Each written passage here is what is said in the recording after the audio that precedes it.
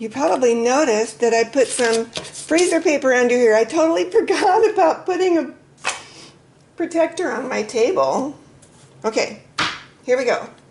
I've got my Tsukineko VersaCraft ink, and I'm just applying. This is really dried out, but I hope you can see this. I've got just enough on the tip here so that it's going to give me some shadows in here. And how I want to apply these shadows, I'm just going to apply them along one edge so that the light source looks like it's coming from here, and then this bottom part is shadowed. And we're trying to create this so that you realize that this isn't a flat circle, it's actually an orb.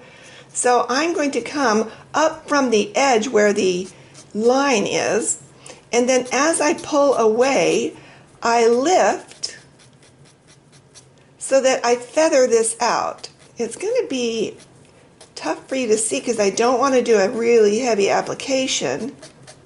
I just want it to be feathered in here. Now listen, when you're doing this, I want you to see this. I'm going to hold this up.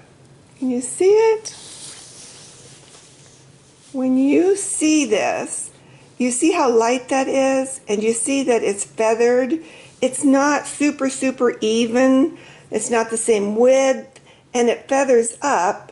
And the reason you do that is if you did this so that it was all the same width, then what happens is your eye is going to stop. I'm going to put this in heavier so you can see it better.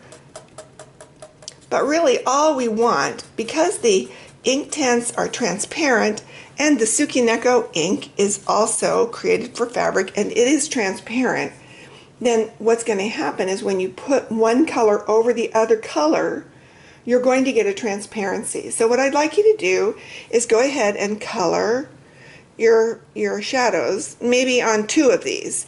Actually, only do 2 of these because I want to show you a different way to do shadows later on, and we'll use the other 2 for that. So just go ahead and shadow 2 of these, just partially in.